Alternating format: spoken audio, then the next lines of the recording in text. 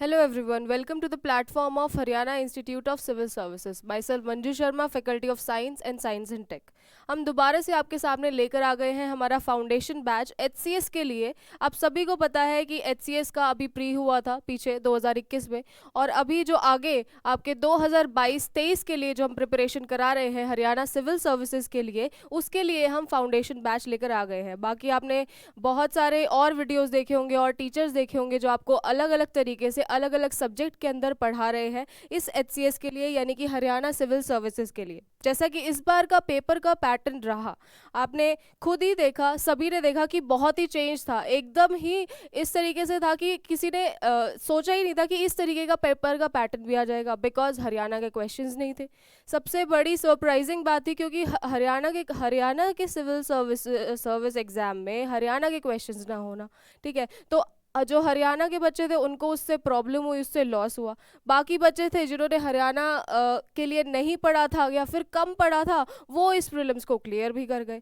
तो इसीलिए हमेशा हमें उस तैयारी के साथ चलना चाहिए, ताकि अगर इन ऐसी कोई सरप्राइजिंग चीज़ भी आ जाए पेपर में जिसकी वजह से हमें नुकसान ना हो, यानी कि इतना मार्जिन हमें लेकर चलना चाहिए क्वेश्चंस का कि हमें प्रॉब्लम ना हो जिस तरीके से हमने तैयारी की है, या फिर कम तैयारी की है, या फिर क्वेश्चंस करे हैं या फिर क्वेश्चंस नहीं करे हैं, ठीक है। सपोज कीजिए अगर आपने हरियाणा के क्वेश्चंस करे होते, आपने खूब तैयारी की होती, उसके आपने पेपर देखने के बाद ऐसा सोचा कि भाई मैंने क्यों हरियाणा के ऊपर इतना टाइम दिया, मैं अपना कोई दूसरा सब्जेक्ट कर लेता, हरियाणा से तो सिर्फ एक दो क्वेश्चन के अलावा और कोई क्वेश्चन ही नहीं आया, ठीक है।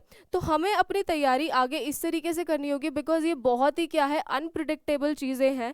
Civil services state PCS unpredictable चीज़ें करने लग गया है, जैसे यूपीएससी करता है। इस बार यूपीएससी का भी जो एग्जामिनेशन है वो भी बहुत ही अनप्रिडिक्टेबल था। डायरेक्ट क्वेश्चंस पूछे गए थे यूपीएससी में भी, वन लाइनर डायरेक्ट क्वेश्चंस जो कभी I think 4 to 5 years, last 4 to 5 years में कभी भी ना पूछे गए हो, ठीक है। इसीलिए इस बार अब जो एग्जाम्स हो रहे हैं, चाहे वो स्टेट पीसीएस है चाहे वो यूपीएससी है, वो बहुत ही अनप्रिडिक्टेबल हो रहे हैं। तो हमें अपनी तैयारी उसी तरीके से रखनी होगी, ठीक है। अभी हमने देखा कि हरियाणा सिविल सर्विसेज में आपके साइंस के पोर्शन से बायो के क्वेश्चन आई थिंक शायद एक ही क्वेश्चन था, और जो बाकी क्वेश्चंस मोस्टली कहाँ से थे, केमिस्ट्री से थे। क्वेश्चंस कहाँ से थे, फिजिक्स से थे, मोस्टली क्वेश्चंस केमिस्ट्री से थे, यानी कि रसायन विज्ञान से थे।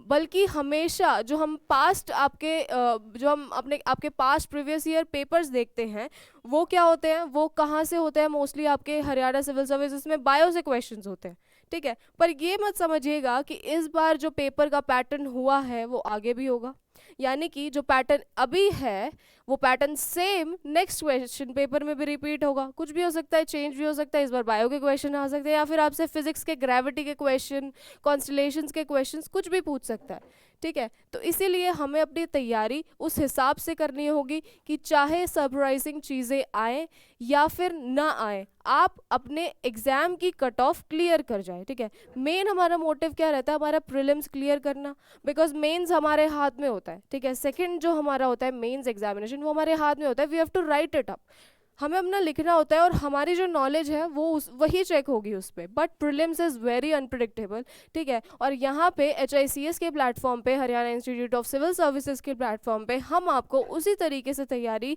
करना सिखाएंगे जिस तरीके से आपको एग्जाम में आप क्वेश्चंस हैंडल करें, आप क्वेश्चंस में जाके क्वेश्चंस देख के पैनिक ना करें, ठीक है।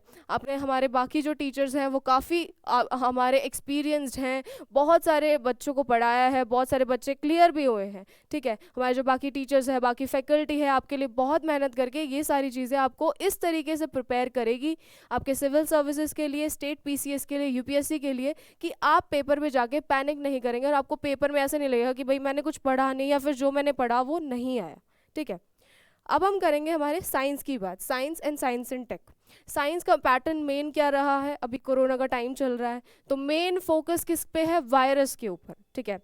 कोई भी आप एग्ज़ाम उठा के देख लीजिए, कितने भी कोई भी स्टेट पीसीएस के एग्ज़ाम उठा के देख लीजिए, आपके क्वेश्चंस कहाँ से होंगे, आपके क्वेश्चंस होंगे वायरसेस से, वैक्सीन से, ठीक है। अलग अलग तरीके की वैक्सीन सिर्फ ये नहीं कि सिर्फ कोरोना की वैक्सीन के ऊपर बात कर रहे हैं। क्वेश्चंस किस तरीके से होते हैं, क्वेश्चंस आपके इस तरीके से होते हैं, जैसे एक सेकेंड, क्वेश्चंस आपके कैसे होंगे, आपके क्वेश्चंस होंगे वैक्सीन के ऊपर, ठीक है। वैक्सीन वो भी सिर्फ और सिर्फ कोरोना की वैक्सीन नहीं, जो आपकी कोरोना की वैक्सीन आ गई कि भाई उस पर पूछ लिया कि कोरोना की वैक्सीन बनी कैसे, कैसे क्वेश्चन होगा, वैक्सीन की क्या डेफिनेशन है, ठीक है, इसको हम कैसे डिफाइन करेंगे वैक्सीन को, ठीक है। उसके बाद वैक्सीन के कितने टाइप्स हैं, कितने अलग अलग टाइप्स की वैक्सीन है और वैक्सीन कैसे बनती है, ठीक है। जैसे फॉर एग्जांपल आपकी पोलियो वैक्सीन से क्वेश्चन आया हुआ है, आपकी न्यूमोकॉकल वैक्सीन से क्वेश्चन आया हुआ है। न्यूमोकॉकल वैक्सीन मतलब जो न्यूमोनिया के लिए आपकी वैक्सीन है, ठीक है। तो इस तरीके से आपके क्वेश्चंस ऐसे बेस होंगे।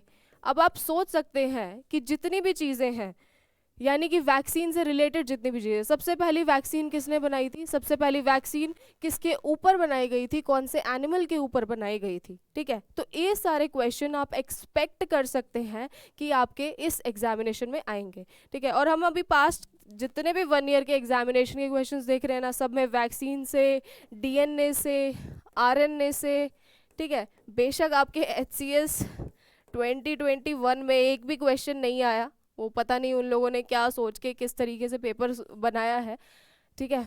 बट ये क्वेश्चंस तो गिवन है। व्हाट इज डीएनए, डीएनए में किस तरीके से आपका रेट्रोवायरल डीएनए क्या होता है, आपका आरएनए कौन से ऑर्गेनिज्म में होता है, आपके वायरस में क्या होता है, ठीक है, आपका वायरस क्या बनता है, बैक्टीरियोफाज क्या होता है, ठीक है। तो ये सारी चीज़ें हम आपको स्पेशली बायोटेक्नोलॉजी यानी कि जैव प्रौद्योगिकी वाली चीज़ें हम आपको ज़रूर पढ़ाएंगे, बिकॉज यहाँ से क्वेश्चंस बनने के पूरे पूरे चांसेस हैं, ठीक है। हम ये नहीं सोचेंगे कि भाई इस पेपर में क्वेश्चन आया नहीं तो हम वो चीज़ नहीं पढ़ेंगे, स्किप कर देंगे, नहीं, हम वो चीज़ ज़रूर पढ़ेंगे, बिकॉज एक बार सरप्राइजिंग चीज़ें हो सकती है, एक बार अनप्रडिक्टेबल चीज़ें हो सकती हैं, बट बार बार नहीं हो सकती है, ठीक है।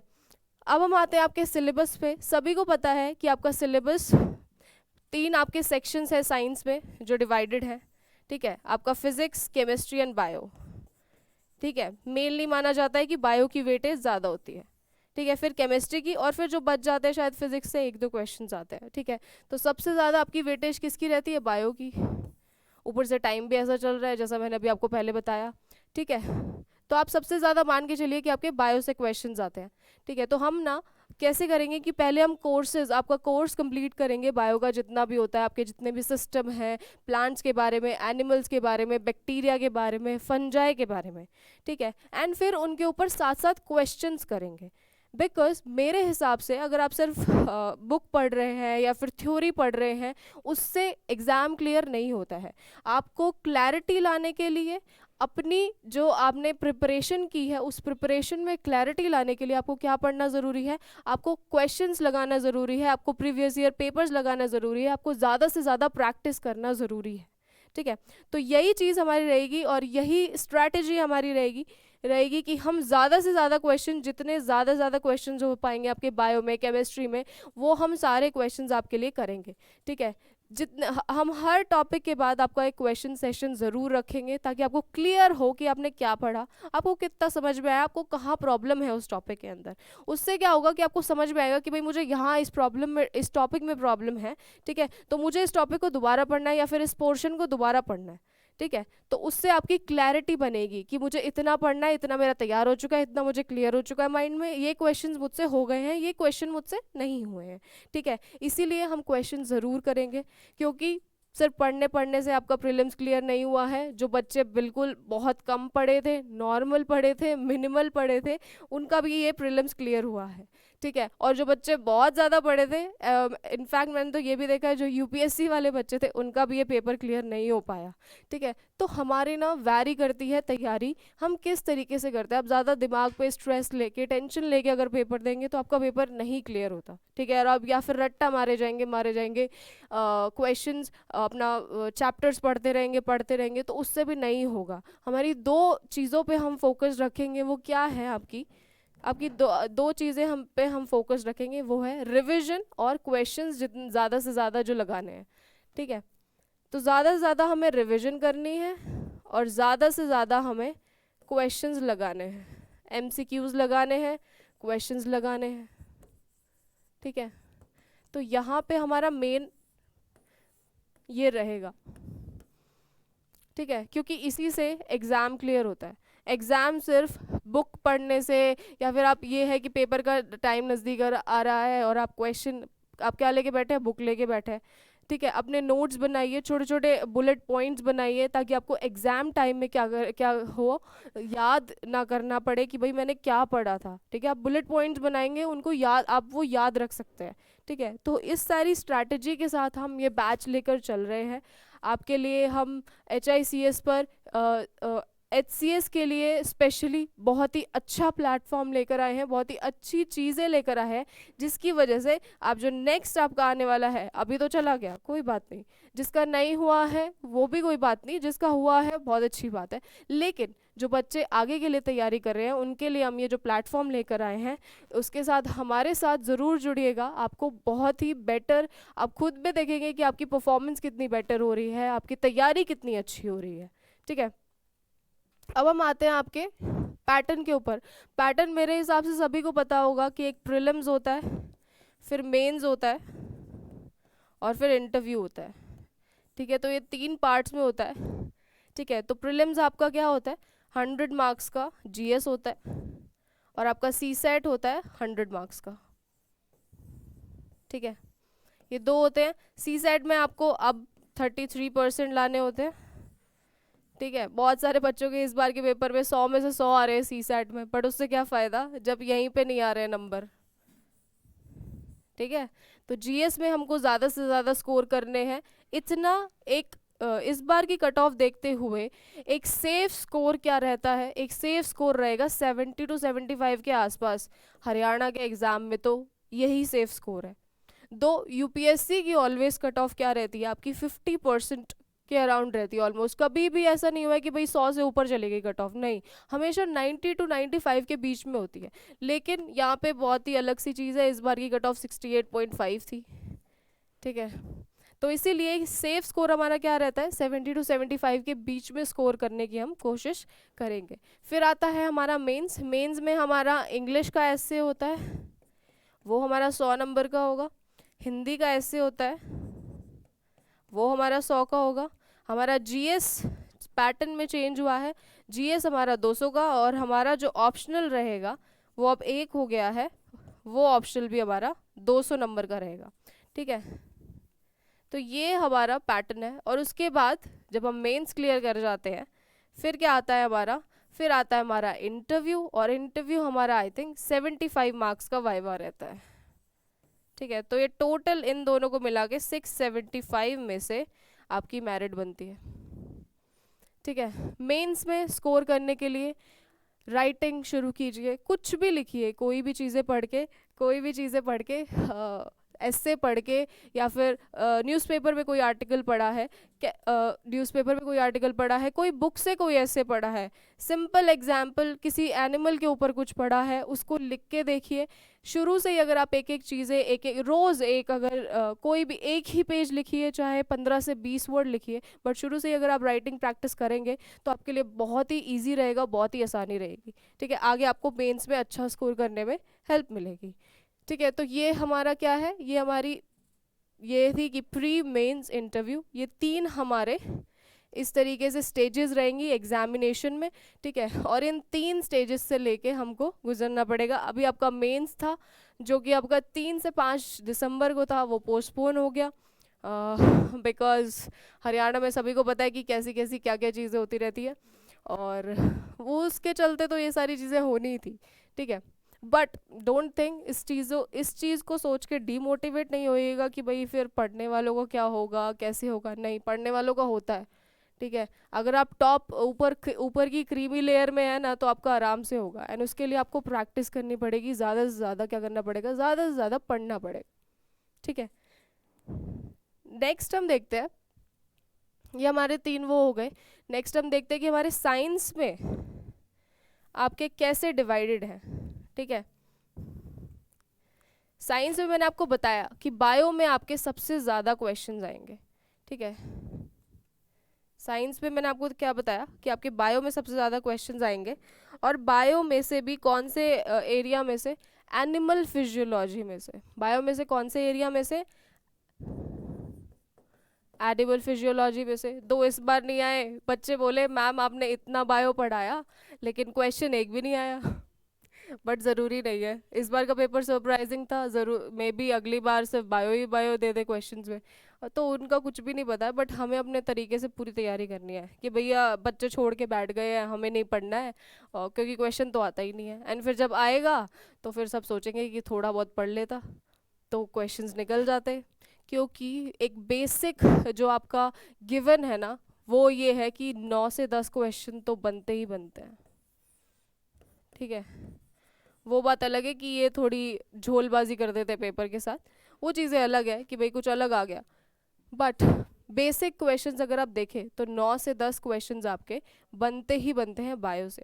ठीक है, उसमें से भी ज़्यादा क्या है, जूलॉजी से। जूलॉजी मैं मेंस के लिए भी आपको मेंस के लिए भी आपको मैं ही, अगर आप पढ़ेंगे आकर तो मेंस के लिए भी मैं भी आपको जूलॉजी की क्या बोलते हैं, आपको जूलॉजी में ही मेंस में पढ़ाऊंगी कि कैसे आपको राइट अप करना है, कैसे क्वेश्चंस लिखने हैं, क्वेश्चन आंसर्स करने हैं। ठीक है, अगर आप मेंस की हमारे साथ लेना चाहें तो कोचिंग। ठीक है, क्योंकि मोस्टली क्या होता है ना कि हरियाणा में हम लोग बीएससी करते हैं, और बीएससी भी इन्हीं सब्जेक्ट से करते हैं। ठीक है, तो इसका जो है ट्रेंड जूलॉजी का, बॉटनी का, इनका ट्रेंड नहीं जाता है। ठीक है, और ये बेशक इसका क्या है, वास्ट है। बेशक जूलॉजी का जो आपका सिलेबस है वो वास्ट है, but it is very easy to cover और वेरी इजी टू प्रिडिक्ट। ठीक है, हर ऑल्टरनेट ईयर्स में क्या होता है, हर ऑल्टरनेट ईयर्स में क्वेश्चंस रिपीट होते हैं। ठीक है, अपने क्वेश्चंस ये बनाते नहीं है, क्वेश्चंस प्रीवियस ईयर पेपर्स में से कोई भी स्टेट पीसीएस के में से देते हैं। ठीक है, तो वो पैटर्न देखना, वो पैटर्न देख कर उस तरीके से तैयारी करना इस सब्जेक्ट में बहुत ज़्यादा ईजी हो जाता है। ठीक है, खैर ये तो बात है मेंस की, बट हम पहले प्री की बात करेंगे, हम पहले प्री के ऊपर फोकस करेंगे आपका। ठीक है, तो 9 से 10 क्वेश्चन आपकी क्या है, बायो में से रहेंगे, वो भी एनिमल फिजियोलॉजी में से रहेंगे। आपके वायरसेस, फंजाई, बैक्टीरिया, ये सब। ठीक है, इनसे बहुत क्वेश्चन आते हैं। ठीक है, फिजियोलॉजी में से क्वेश्चन आते हैं। ठीक है, intestine, brain, nervous system, tissues, cardiovascular system, जितने भी अलग अलग सिस्टम हैं आपके। ठीक है, ह्यूमन, स्पेशली जो ह्यूमन सिस्टम है, ह्यूमन ऑर्गन सिस्टम है, उनमें से आपके क्वेश्चंस बनते हैं। ठीक है, तो ये आपका बायो का है। देन आता है आपका केमिस्ट्री। केमिस्ट्री में से मोस्टली आपके फिजिकल केमिस्ट्री में से क्वेश्चंस आते हैं। ठीक है, जैसे what is graphene made of, या फिर कार्बन का सबसे बड़ा आपका ऑर्गेनिक कंपाउंड कौन सा है। ठीक है, कार्बन का सबसे जो आपका सबसे हार्डेस्ट सब्सटेंस क्या है। ठीक है, ये नॉर्मल क्वेश्चंस है केमिस्ट्री के, बट इसमें से भी थोड़े अपर लेवल के क्वेश्चंस बनते हैं। कैसे क्वेश्चंस, अभी मैं आपको क्वेश्चंस करके बताऊंगी। कुछ प्रीवियस ईयर क्वेश्चंस मैंने लिए हैं जो आपके अभी इसी रीसेंट पेपर्स में आए हुए हैं, अलग अलग स्टेट पीसीएस में। ठीक है, अभी हम वो देखेंगे ताकि आपको थोड़ा आइडिया होगा कि किस तरीके से आपके क्वेश्चंस बन रहे हैं एंड किस तरीके से आपको तैयारी करनी है। क ख ग या फिर एबीसीडी पढ़ने से नहीं निकलेगा पेपर। ठीक है, नॉर्मल सी चीज़ें पढ़ने से नहीं निकलेगा पेपर, आपको उसी लेवल की, अच्छे लेवल की तैयारी करनी पड़ेगी, एंड वो हम आपको यहाँ पर HICS के प्लेटफॉर्म पर लेकर आ रहे हैं। ठीक है, जैसे हम फर्स्ट क्वेश्चन देखते हैं कि pigment containing light and reflecting cells are. ठीक है, पहले तो इस क्वेश्चन को देखने के लिए पहले तो पता होना चाहिए कि पिगमेंट क्या होता है। ठीक है, जब बायो में पढ़ा ही नहीं, बायो में 11th क्लास की बायो पढ़ी ही नहीं, तो पता भी नहीं चलेगा कि पिगमेंट क्या होता है। तो पिगमेंट हमारा होता है कलर जो प्रोवाइड करता है, यानी कि जो रंग देता है किसी प्लांट को, किसी फ्रूट को, किसी लीफ को। ठीक है, उसे हम क्या बोलते हैं, पिगमेंट। ठीक है, पिगमेंट जिसके अंदर लाइट, लाइट वाले सेल, यानी कि वो कोशिका, वो सेल जो चमकती है, लाइट एंड रिफ्लेक्टिंग सेल्स वो होते हैं, उसको हम क्या बोलते हैं, तो उनको हम बोलते हैं क्रोमैटोफोर्स। ठीक है, बहुत ही बेसिक क्वेश्चन है ये, बहुत ही इजी क्वेश्चन है, और आई थिंक HCS का ही ये प्रीवियस ईयर क्वेश्चन है। ठीक है, तो मैं सारे वही क्वेश्चन लेके आई हूँ ताकि आपको थोड़ा सा आइडिया हो कि हमको साइंस में, साइंस एंड टेक में, ठीक है, किस तरीके से करना है।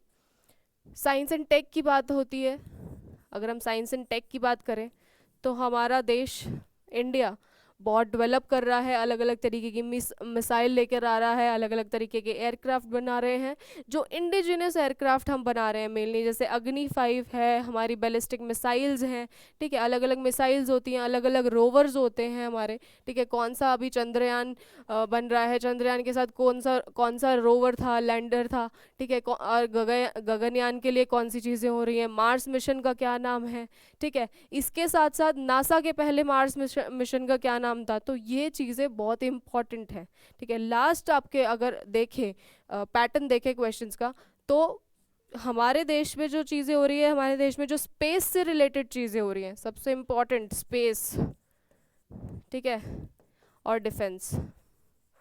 स्पेस और डिफेंस से जो रिलेटेड चीज़ें हो रही हैं उसको रिलेट करते हैं किसके साथ, नासा के साथ, आईएसए के साथ, आईएसए इंडियन स्पेस ऑर्गेनाइजेशन, ठीक है। ईयू आपके यूरोप की जो ऑर्गेनाइजेशन है, ठीक है। आपके चाइना की ऑर्गेनाइजेशन का क्या नाम है जो स्पेस की है, ठीक है, सॉरी आईएसए नहीं, ISRO, Indian space research organisation, ठीक है। इसरो की भी अलग अलग आपकी ब्रांचेस हैं, ठीक है। वो कौन सी हैं, वो कौन से किसके साथ कोलैबोरेट करके बनी है, ठीक है। नासा ने जो पहला चंद्रयान मिशन भेजा था, ठीक है, पहला मून मिशन भेजा था, उसके साथ रोवर लैंडर का क्या नाम था, ठीक है। व्हाट इज परसिवरेंस, बहुत प्रोमिनेंट क्वेश्चन है, और ये लास्ट ईयर का भी अभी अभी आया ये 2021 में, ठीक है। तो जो परसिवरेंस वो था रोवर, वो किसका था, वो नासा का था, ठीक है। और वो किसके लिए था, तो ऐसे ऐसे क्वेश्चंस आपके बन रहे हैं, ये आपके एचसीएस का ही क्वेश्चन, एचसीएस का ही है 2021 का, ठीक है। तो इस तरीके से आपके क्वेश्चन बन रहे हैं। आप ये मत सोचिएगा कि स्पेस और डिफेंस सिर्फ हमें अपने इंडिया का पढ़ना है, नहीं, नासा इज़ वेरी इंपॉर्टेंट, ठीक है। उसके ऊपर अब चाइना जो अलग अलग नई नई तरक्की कर रहा है, चाइना का मून मिशन क्या है, चाइना का सन मिशन क्या है, चाइना की स्पेस ऑर्गेनाइजेशन का क्या नाम है, फिर जापान की स्पेस ऑर्गेनाइजेशन का क्या नाम है, ठीक है। ये ऐसे ऐसे क्वेश्चंस हम साइंस एंड टेक में करेंगे जो बहुत ही इम्पॉर्टेंट होने वाले हैं आप लोगों के लिए, ठीक है।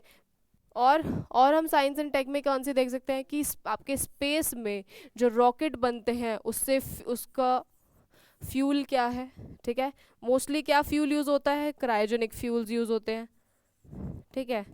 क्रायोजेनिक फ्यूल्स की इंडिया में हिस्ट्री क्या है, ठीक है। पहले इंडिया के पास क्रायोजेनिक फ्यूल नहीं होता था, इंडिया दूसरों के पास अपने रॉकेट लॉन्च करने के लिए जाता था, ठीक है। बट फिर obviously a country like India also needed कि भाई हमें भी पता होना चाहिए कि हम ये फ्यूल कैसे बनाएं, तो वो भी पूरी हिस्ट्री है अपने आप में कि कैसे इंडिया ने क्रायोजेनिक फ्यूल बना के खुद को सक्सेसफुल किया, एंड आज वो अपने देश के क्या दूसरे देशों के भी क्या कर रहे हैं, अलग अलग रॉकेट्स लॉन्च कर रही हैं, अलग अलग सैटेलाइट्स लॉन्च कर रही है, ठीक है। अलग अलग सैटेलाइट्स का नाम, लेटेस्ट में कौन सा सैटेलाइट लॉन्च किया है, ठीक है। मौसम के लिए यानी कि वेदर फिनोमेना के लिए कौन सा सैटेलाइट लॉन्च होता है, कौन सी ऑर्बिट में ये लॉन्च किया जाता है, ठीक है। तो ये सारे क्वेश्चन आपके लिए बहुत इंपॉर्टेंट रहेंगे, ठीक है। फिर आता है लाईफाई, वाईफाई, ये क्या है, वाईफाई तो सभी को पता होगा, लाईफाई क्या है, ठीक है। फास्टेस्ट स्पीड इंटरनेट, ठीक है। इंडिया में कौन सा ब्रॉड स्पेक्ट्रम आ गया है, 5G, 5G की टेक्नोलॉजी क्या है, ठीक है। तो ये अलग अलग टेक्नोलॉजीज जो हर उस पे एआई यानी कि आर्टिफिशियल इंटेलिजेंस से में कौन सी टेक्नोलॉजी यूज़ होती है, सबसे पहले उस टेक्नोलॉजी को स्टार्ट किसने किया था, वो सारी चीज़ें हम पढ़ेंगे। और आप कौन से बोल सकते हैं साइंस एंड टेक में, साइंस एंड टेक में आपका, एक सेकेंड, साइंस एंड टेक में सबसे लेटेस्ट अभी करंट की न्यूज़ है मेटावर्स, क्या है ये, अगर आप पेपर पढ़ते हैं, न्यूज़ देखते हैं, तो आई होप कि सबको पता होगा कि मेटावर्स किसने लॉन्च किया है और मेटावर्स के अंदर कौन कौन सी ऐप है। अगर नहीं पता तो इसको जाके पढ़िए, जागिए, बिकॉज आगे पेपर में क्वेश्चन बहुत प्रोमिनेंट क्वेश्चन बनने वाला है। तो मेटावर्स आपका लॉन्च किया था मार्क जकरबर्ग ने, और इसके अंडर जितने भी आपकी मार्क जकरबर्ग की एप्स है, फेसबुक, इंस्टाग्राम, व्हाट्सएप, वो सारी आपके मेटावर्स के अंडर आ जाएंगी, ठीक है। एंड मेटावर्स है क्या? ये एक डिजिटल यूनिवर्स है, ठीक है। डिजिटल यूनिवर्स का क्या मतलब है, उसकी क्या डेफिनेशन है, इस डिजिटल यूनिवर्स में क्या होगा, ठीक है, वो सारी चीज़ें भी हम पढ़ेंगे आपके साइंस एंड टेक में ही। सब कुछ बहुत ही डिफरेंट होने वाला है। Science and tech is advancing day by day, ठीक है। आगे हमारी जो इनोवेशन होंगी वो सारी चीज़ें हमारे लिए बहुत इंपॉर्टेंट हो जाएंगी, ठीक है। तो ये सारी चीज़ें हम साइंस एंड टेक में पढ़ेंगे आपके, ठीक है। अभी हम देखते हैं हमारा नेक्स्ट क्वेश्चन। आई होप इतना सा सबको थोड़ा बहुत आइडिया होगा कि साइंस एंड टेक में क्या क्या पढ़ना है बहुत वास्ट, बट हम लिमिटेड लेके चलेंगे जो हमारे लिए इंपॉर्टेंट चीज़ें, ठीक है। नेक्स्ट क्वेश्चन हम देखते हैं, what kind of micro organisms are there in nitrogen fixing bacteria. सबसे पहले तो नाइट्रोजन फिक्सेशन का मतलब पता होना चाहिए, ठीक है। जो बायो के बैकग्राउंड से नहीं है उन्हें, तो पहले हम पढ़ेंगे नाइट्रोजन के बारे में, नाइट्रोजन कैसे फिक्स होती है, किस तरीके से फिक्स होती है, ठीक है। तो नाइट्रोजन फिक्सिंग बैक्टीरिया के कौन से ऐसे माइक्रो ऑर्गेनिज्म है जो नाइट्रोजन फिक्सिंग बैक्टीरिया में प्रेजेंट होते हैं, ठीक है। तो वो है हमारा अजोटोबैक्टर, ठीक है, इसका ये आंसर है। नेक्स्ट आते हैं हम हमारे दूसरे क्वेश्चन पे, ठीक है। ये सारे प्रीवियस ईयर पेपर बता रही हूँ मैं, और वो सिर्फ इसलिए बता रही हूँ ताकि आपको एक आइडिया हो जाए, ठीक है। सिर्फ और सिर्फ एक पेपर के बेस से डू नॉट जज दी पैटर्न। मैं दोबारा बोलूँगी, और सब कुछ छोड़ छाड़ के ये मत करना कि भाई मैं ये नहीं पढ़ने वाला हूँ, यहाँ से तो आता ही नहीं है, नहीं। सिर्फ एक पेपर में ऐसा हुआ है, ज़रूरी नहीं है कि उसी पेपर के आने वाले जो पेपर है ना उसमें ऐसा हो, नहीं। पैटर्न चेंज हो सकता है, एक बार सरप्राइजिंग हो सकता है, बट हर बार नहीं हो सकता, ठीक है। तो हमें उसी पे वर्क करना है। तो अभी हम देखते हैं कि ये कुछ हमारे ब्रांचेस लिखी हैं, ठीक है, मैच द फॉलोइंग के अंदर। तो बायोकेमिस्ट्री में क्या होता है, मटेरियल केमिस्ट्री में क्या होता है, फिजिकल केमिस्ट्री में क्या होता है, एनालिटिकल केमिस्ट्री में क्या होता है, ठीक है। तो बायोकेमिस्ट्री क्या है हमारा? बायोकेमिस्ट्री हमारा प्रोसेसेस है, यानी कि हमारे अंदर जितने भी केमिकल्स, ठीक है, हमारी बॉडी के मेटाबॉलिज्म में, हम लोग खाना खाते हैं, खाना पचाते हैं, खाना पचाने के बाद एनर्जी बनती है, ठीक है, ऊर्जा बनती है, ऊर्जा की संरचना होती है। तो वो कैसे होती है, उसमें कौन से रसायन, कौन से केमिकल्स यूज होते हैं, वो बायोकेमिस्ट्री में आता है, ठीक है। मटेरियल केमिस्ट्री, ठीक है, कौन से मटेरियल्स, कौन सी केमिस्ट्री, कौन से रसायन होते हैं ऐसे जो मटेरियल बनाने के काम आते हैं, वो हमारी material chemistry. Physical chemistry, weighing, balances वगैरह। एनालिटिकल केमिस्ट्री में सारे आपके जो केमिकल्स जितने भी यूज़ होते हैं वो आपके केमिस्ट्री, वो आते हैं आपके एनालिटिकल केमिस्ट्री में। तो आप ये आई थिंक खुद लेबल कीजिएगा कि ये किस तरीके से आपको मैच करने हैं, ठीक है। ज़्यादा मुश्किल नहीं है, नॉर्मल क्वेश्चन है। नेक्स्ट क्वेश्चन है हमारा, the biologist who discovered the scientific function of cells in 1665। तो कौन से साइंटिस्ट ने 1665 में आपके क्या किया था, आपने आपके सेल का साइंटिफिक फंक्शन डिस्कवर किया था? तो वो थे, ये तो बहुत इजी क्वेश्चन है आपका, रॉबर्ट हुक, ठीक है, वो थे आपके रॉबर्ट हुक। नेक्स्ट हम आते हैं हमारे, ये आ रहे हैं हमारे मेन ऐसे क्वेश्चंस जो किस चीज़ में, जो अभी आए हैं आपके लास्ट 1 ईयर में, ठीक है। वो क्वेश्चंस जो आपके लास्ट 1 ईयर में प्रोमिनेंटली आ रहे हैं। सबसे पहली बात तो प्लाज्मा थेरेपी, सभी ने नाम सुना होगा, papers were flooded with this, ठीक है। न्यूज़पेपर्स में बार्ड्स ही आ गई थी प्लाज्मा थेरेपी के बारे में, प्लाज्मा डोनेट करना है, जिसको कोरोना हो गया है उसको, और कोरोना हो गया जिसको ठीक हो गया है उसको प्लाज्मा डोनेट करना है, वो उस प्लाज्मा डोनेट करने से किसी की जान बच सकती है। केजरीवाल सर ने पूरा आपका पूरा अभियान चलाया है इसके ऊपर, बैंक्स भी स्टार्ट किए हैं दिल्ली में, ठीक है। तो plasma therapy is known as, plasma therapy को का और कौन सा नाम है? तो इसका आंसर होगा आपका कॉन्वलेसेंट प्लाज्मा थेरेपी, ठीक है। प्लाज्मा थेरेपी को हम कॉन्वलेसेंट प्लाज्मा थेरेपी भी बोलते हैं। ये एक पॉसिबल ट्रीटमेंट है किसके लिए? कोविड-19 के लिए, ठीक है। अब बहुत सारे बच्चों को जो साइंस बैकग्राउंड के नहीं है, उन्होंने ये तो पढ़ा होगा कि भाई प्लाज्मा थेरेपी से क्या हो रही है, जाने ठीक हो रही है, पर ये उनके लिए कंफ्यूजिंग हो सकता है बिकॉज सबके पीछे प्लाज्मा थेरेपी लगा हुआ है, ठीक है, लेकिन ये वर्ड डिफरेंट है, ठीक है। तो ये तभी आएगा, ये क्लैरिटीज तभी आएंगी जब आप क्वेश्चंस आपके ज़्यादा से ज़्यादा क्वेश्चंस लगाएंगे, जो भी आप टॉपिक पढ़ रहे हैं उसके ऊपर आप क्वेश्चंस लगाएंगे, ठीक है। इसीलिए मैं जो भी टॉपिक्स यहाँ पे कराऊंगी उसके ऊपर आपके सारे टॉपिक्स के ऊपर साथ साथ आपके क्वेश्चंस हम लोग कराएंगे, ठीक है। नेक्स्ट हमारा आता है प्लाज्मा थेरेपी, अब ये तो पूछ लिया कि भाई प्लाज्मा थेरेपी का नाम क्या है। अब नई तो नहीं है, कोई नई बात तो नहीं है कि भाई प्लाज्मा थेरेपी पहली बार 2019 में जब कोविड-19 आया तभी यूज़ हुई, नहीं। प्लाज्मा थेरेपी सबसे पहले कब यूज़ हुई, ये क्वेश्चन भी बन सकता है। सबसे पहले किसने यूज़ की, ये क्वेश्चन भी बन सकता है। तो ये हमारे लिए पढ़ना ज़रूरी है, और ये एक प्रीवियस ईयर क्वेश्चन है। अभी दो तीन महीने पहले शायद ये किसी स्टेट पीसीएस आरएएस के एग्ज़ाम में आया है, या फिर आपके बिहार पीसीएस के एग्ज़ाम में आया है, ठीक है। तो ये आपका आंसर है इसका 1890। तो सबसे पहले 1890 में, ठीक है, कोई फिजियोलॉजिस्ट थे आपके, वॉन बेहरिंग एंड किटास्टो, इन दोनों का नाम याद रखिएगा। अभी तो ये ईयर पूछा है कि कौन से ईयर में सबसे पहले प्लाज्मा थेरेपी यूज़ हुई। नेक्स्ट टाइम क्या पूछेगा कि कौन से साइंटिस्ट ने आपके प्लाज्मा थेरेपी यूज़ की, ठीक है।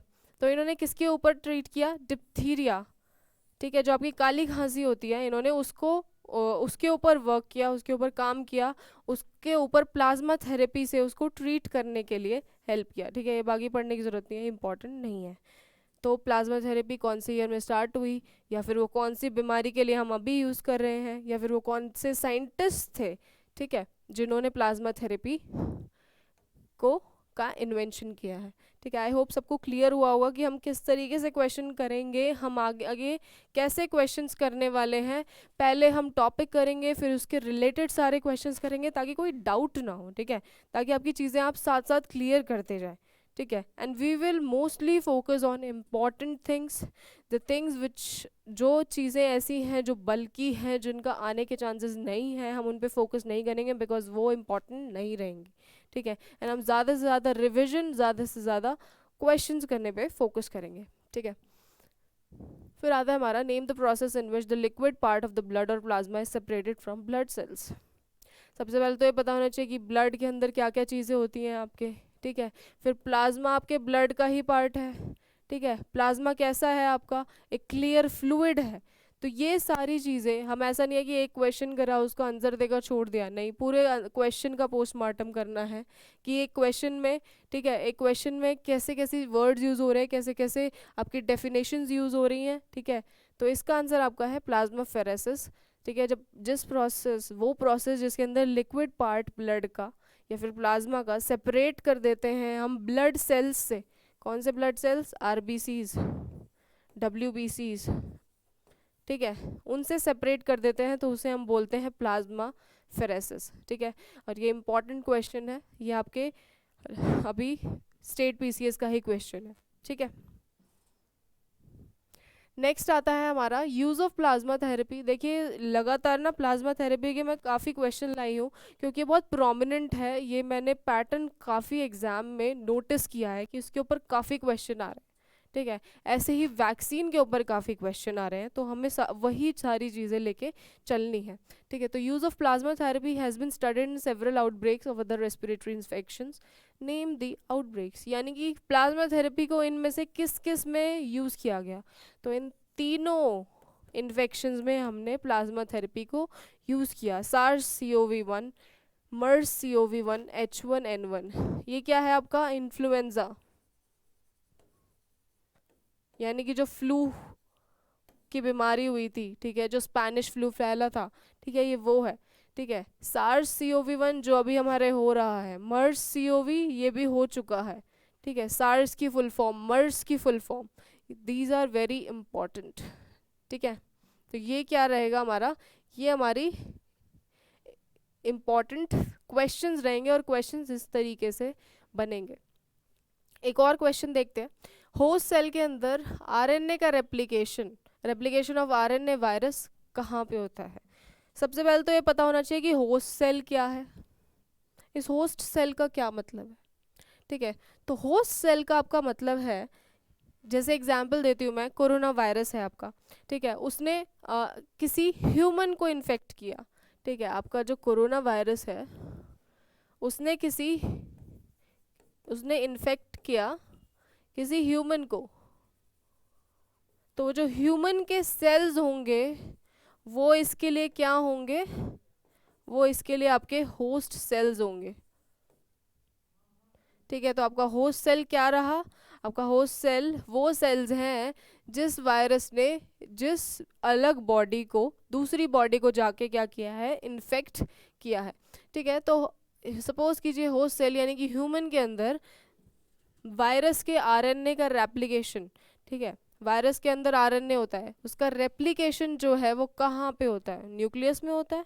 सारा काम तो न्यूक्लियस में होता है, तो इसका आंसर क्या होना चाहिए, सबको गेस करना चाहिए बिकॉज एक क्वेश्चन आया हुआ है। ठीक है, न्यूक्लियस में भी हो सकता है ना, साइटोप्लाज्म में भी हो सकता है, माइटोकॉन्ड्रिया में तो एनर्जी बनती है, ये तो पहले ही आप एलिमिनेट कर सकते हैं।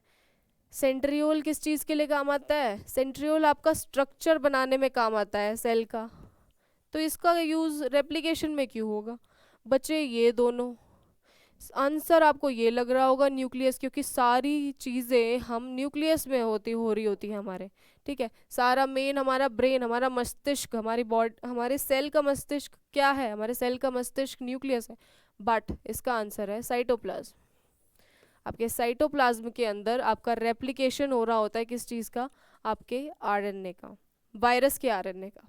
ठीक है, तो आई होप सबको क्लियर होगा कि हम इस तरीके से आपके सारे क्वेश्चंस लेकर चलेंगे ताकि आपको चीज़ें क्लियर हो, ताकि आपको क्वेश्चंस क्लियर हो, ताकि आपको टॉपिक क्लियर हो। मैं बार बार बोल रही हूँ हमारी स्ट्रैटेजी क्या रहेगी, हम आपको किस तरीके से यहाँ पर पढ़ाएंगे। ठीक है, नेक्स्ट आता है हमारा वायरस के ऊपर ही आपका एक क्वेश्चन है। एक virus is made up of a DNA और RNA genome inside a protein shell, यानी कि कोई वायरस है ये, पहले क्वेश्चन को समझना भी तो पड़ेगा। कोई वायरस है ये, ठीक है, ये किसी डीएनए या फिर आरएनए इसका अंदर होगा, यानी कि इसका जेनेटिक मटेरियल। अब हम भी तो डीएनए से बने हैं, डीएनए हमारा जेनेटिक मटेरियल है। ठीक है, इसका भी कुछ होगा, तो वो किसके अंदर बंद है, किस शेल के अंदर बंद है, उस प्रोटीन शेल के अंदर बंद है। किससे बना है वो शेल, प्रोटीन से बना है। ठीक है, अब उसका क्या नाम है, कैप्सिड हो, होस्ट हो, एनवेलप हो या ज़ॉम्बीज हो। अब आप ऑप्शंस की तरफ एक बार ध्यान दीजिए। सपोज कीजिए आपको एक क्वेश्चन नहीं आ रहा है, ठीक है, तो आप यहाँ से स्टार्ट करें। ज़ॉम्बीज, ज़ॉम्बीज तो मूवीज़ में होते हैं रियल लाइफ में ज़ॉम्बीज नहीं होते हैं। ठीक है, तो ये आपका एलिमिनेट हो गया। एनवेलप हो सकता है, ठीक है। होस्ट, होस्ट मैंने अभी बताया कि होस्ट क्या होता है, तो होस्ट पूरा तो नहीं होगा जिसके अंदर जेनेटिक मटेरियल होगा, तो ये ऑप्शन भी एलिमिनेट हो गया। ठीक है, फिर क्या है, रह गया हमारा कैप्सिड। अब इन दोनों में से आपको लगाना है, तो आपकी ज़्यादा साइंटिफिक टर्म आपको कैप्सिड है, इसका आंसर क्या है, कैप्सिड। ठीक है, तो एक कैप्सूल की तरह होता है, उसी कैप्सूल के ऊपर ही कैप्सिड नाम आया है। इस कैप्सिड के अंदर ही आपका वायरस का जेनेटिक मटेरियल क्या होता है, आपके वायरस का जेनेटिक मटेरियल एनवेलप्ड होता है। ठीक है, इसी के अंदर आपके वायरस का पूरा जेनेटिक मटेरियल एनवेलप्ड होता है, और ये किससे बना होता है, ये आपके प्रोटीन से बना होता है। ठीक है, आई होप सबको क्लियर हुआ होगा। ठीक है, तो हम इस तरीके से आपके क्वेश्चंस करेंगे साइंस में, साइंस एंड टेक में। ठीक है, मोस्टली साइंस एंड टेक का पार्ट जो आपका रहेगा वो ऑलमोस्ट सारे क्वेश्चंस वाला रहेगा। ठीक है, जितने भी आपके प्रीवियस ईयर क्वेश्चन आ रहे हैं, और आपके टॉपिक्स जो इंपॉर्टेंट टॉपिक्स रहेंगे, साइंस एंड टेक में बहुत सारे टॉपिक्स हैं जब आप पढ़ने जाएंगे, तो missile technology, defence technology, space technology, optical fibres किससे बनी, ऑप्टिकल फाइबर्स को सबसे पहले किसने बनाया। ठीक है, तो ये सारी चीज़ें आप जब पढ़ने जाएंगे तो बहुत वास्ट लगेगा, बट हम कंसाइज करके इस तरीके से पढ़ाएंगे कि आपको थोड़ा कम प्रॉब्लम्स होंगी, आपको क्लियर होंगी चीज़ें ज़्यादा से ज़्यादा। ठीक है, तो इस तरीके से हम साइंस और साइंस एंड टेक को लेकर चलेंगे, और हम हमारे इस प्लेटफॉर्म पर, Haryana institute of civil services के प्लेटफॉर्म पर जो फाउंडेशन बैच लेकर आ रहे हैं, आपके लिए बहुत ही ईजी रहेगा। आपको पढ़ना HCS के लिए इस चीज़ें क्लियर होंगी, और आपको ये भी पता चलेगा कि हमें क्या नहीं पढ़ना है या फिर क्या पढ़ना है। ठीक है, तो आई होप आप लोग हमसे जुड़ेंगे ज़्यादा से ज़्यादा आकर, ज़्यादा से ज़्यादा हमें शेयर करेंगे, ज़्यादा से ज़्यादा देखेंगे आकर, तो आपको अपनी परफॉर्मेंस में भी क्या होगा, आप खुद ही देखेंगे कि आपकी परफॉर्मेंस भी इंक्रीज़ हो रही है, एग्ज़ाम की तरफ आपका एक लेवल स्टेप आप बढ़ जाएंगे। ठीक है, आज के लिए बस इतना ही, मिलेंगे हम अपनी नेक्स्ट क्लास में। Thank you.